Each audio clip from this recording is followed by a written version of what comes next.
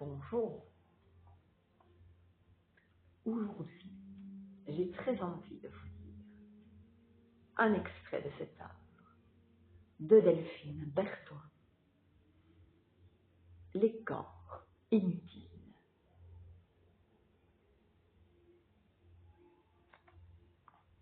Voyons voir.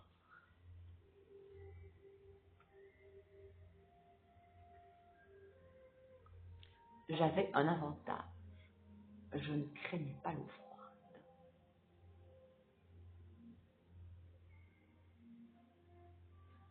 Sur les tournages, outre ma tempérance, on me choisissait pour cette raison-là.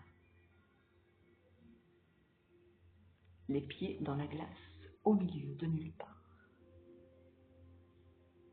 Quand les comédiens grelottaient sous des bâches de survie, chaufferette au fond des boots, je réchauffais le cône entre mes deux mains jointes, en racontant des blagues, pitoyables si possible. J'allais chercher les thés et les cafés dans une lointaine régie. J'étais toujours partante et ne me plaignais jamais. Dans le milieu, on m'appelait le Yéti. Je suppose qu'au village, j'avais également un surnom, mais je ne le connaissais pas. À 300 habitants, on sait se faire discret.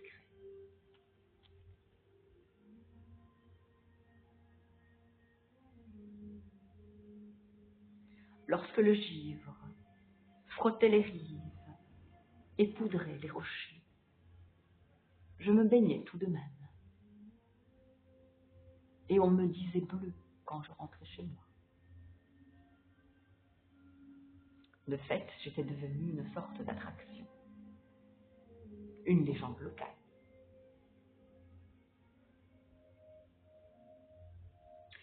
Mais il faisait bon encore. Et ce dimanche-là, je n'étais pas toute seule. Une famille de Hollandais, blonds aux portes de la transparence, avait investi les berges. La mer était belle.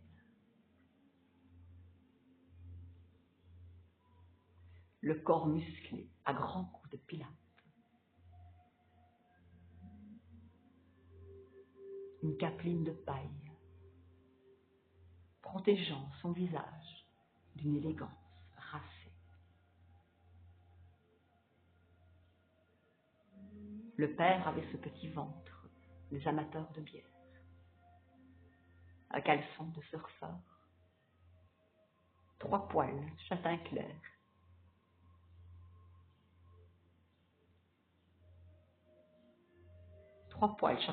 vrillés sur un torse pâle aux proportions étranges. Il téléphonait en faisant les 100 pas sous les arbres courbés. De temps en temps, shootait dans un caillou,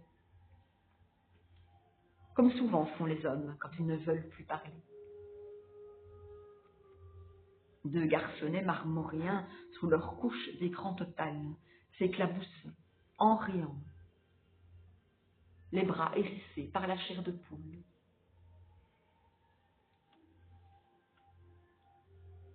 J'avais oublié ce que cela faisait, d'avoir froid, d'avoir chaud. En été, mon épiderme pelait, car je ne sentais pas venir la brûlure, et j'oubliais de remettre ma crème solaire. Au plus fort de l'hiver, il m'arrivait, parfois, de jardiner en bras de chemise. La nécessité d'enfiler une doudoune me passant au-dessus, et mes doigts gerçaient, violacés, mutés petits moignons aux ongles fendillés. J'avais des cicatrices partout, puisque chaque blessure, surtout les plus bénignes, finissait infectée par manque de soins. Quand la maladie ou la malédiction s'était avérée permanente, j'avais consulté en douce des dizaines de médecins, lesquels avaient tous semblé éminemment perplexes face à des symptômes qui touchaient d'ordinaire les personnes âgées, et de manière beaucoup moins extrême. On me fit subir un plein wagon de tests, neurologiques, musculaires, cutanés, ostéo-articulaires, mais lorsque furent écartées toutes les affections connues, aucun spécialiste ne sut poser d'autre diagnostic que psychosomatique. La médecine ne peut rien pour vous, mademoiselle. Votre insensibilité n'est qu'une illusion.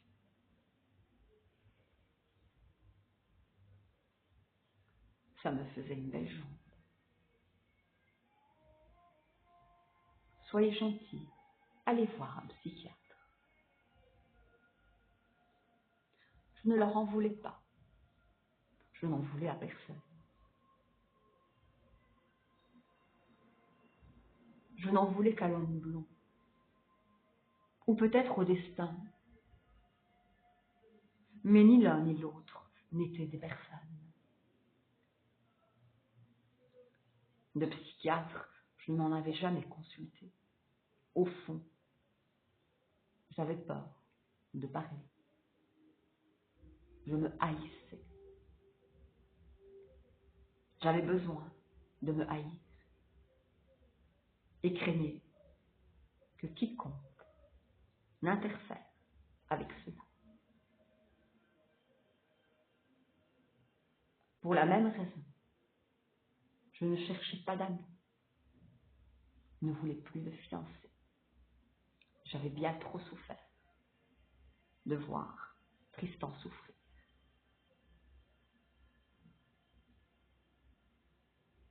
J'aimais croiser les gens, les équipes de tournage, chaque fois renouvelées.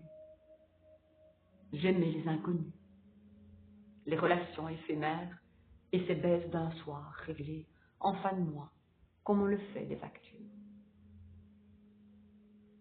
Je pouvais m'appeler n'importe comment, être n'importe qui, raconter n'importe quoi. Tout ces n'importe quoi ne faisait souffrir personne. J'étais seule, close, comme un coquillage, sensible, comme un oursin. Et désormais, je m'en accommodais. Qu'aurais-je bien pu faire d'autre? Souvent, j'essayais de me rappeler ce qui avait disparu. La main de ma mère contre ma joue. Les doigts lestes du coiffeur massant mon crâne. Suzanne me chatouillant le dos contre la promesse honteuse d'un paquet de bonbons. Toutes ces choses que j'aimais et qui n'existaient plus. J'essayais même, parfois, de me rappeler l'agression, le contact terrible de la lame sur mon cou, la pression des doigts sur ma poitrine, ma nuque, mon sexe, la texture froide de la tôle ondulée contre mes omoplates. Mais tout me semblait vague, abstrait et cérébral, pareil à ces amours que je fabriquais en vain avec les hommes d'un soir.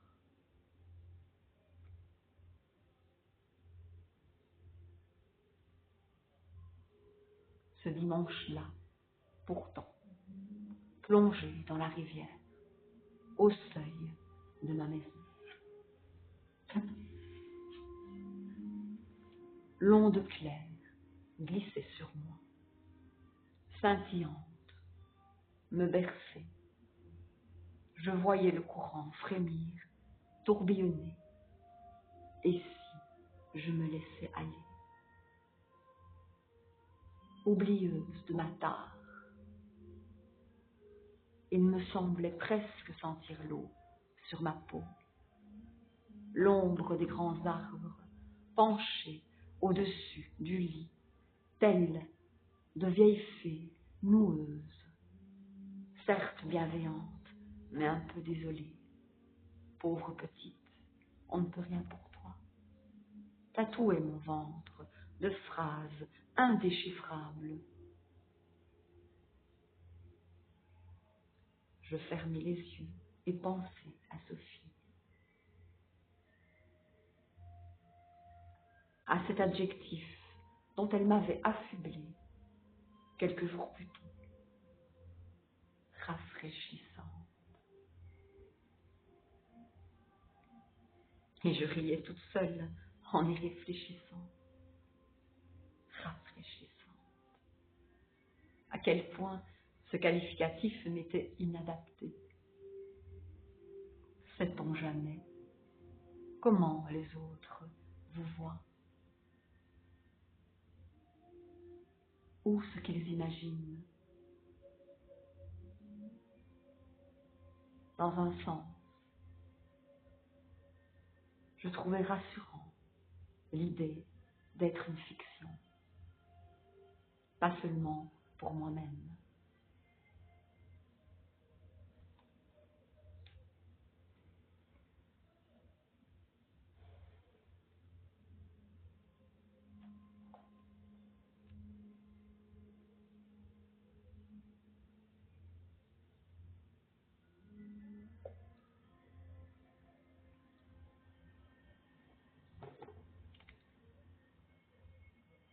L'oracle que voici, l'oracle de la poésie,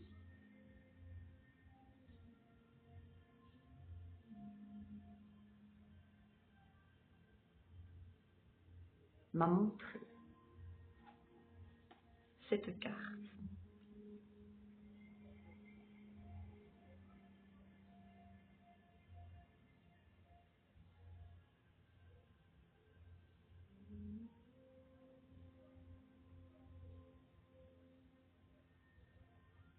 Que je vous propose pour clôturer cette rencontre.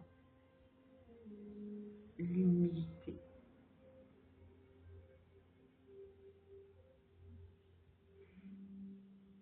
L'humilité.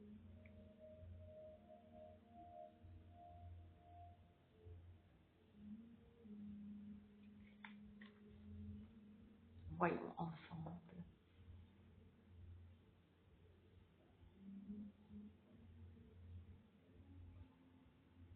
La terre repose sur un parfait équilibre. Ses cercles dans le sein de notre galaxie. La terre, soutenue par un élégant tissage de cordes,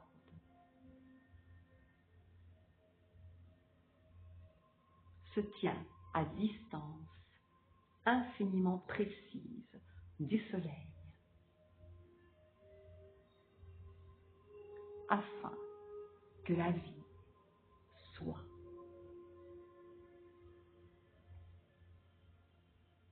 À peine plus près, elle serait feu. À peine plus loin, elle serait glace.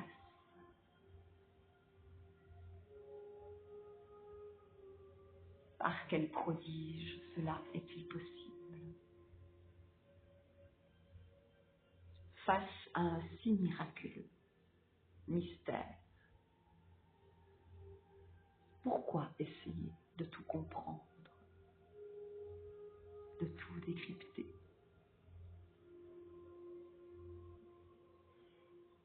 Je me lève le matin. des pieds à la tête, emplis de respect. Consciente que telle est la forme que je dois avoir.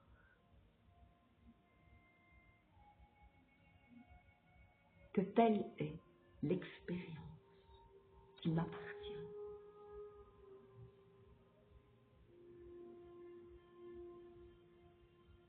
Qu'une force plus grande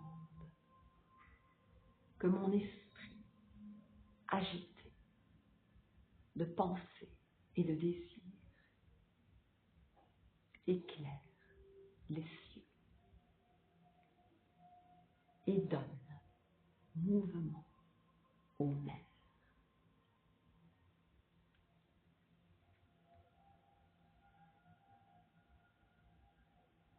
Une force plus grande que mon esprit agité de pensée et de désir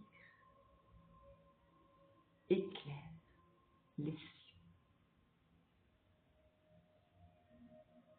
Une force plus grande que mon esprit agité de pensée et de désir éclaire les cieux et donne mouvement aux mers.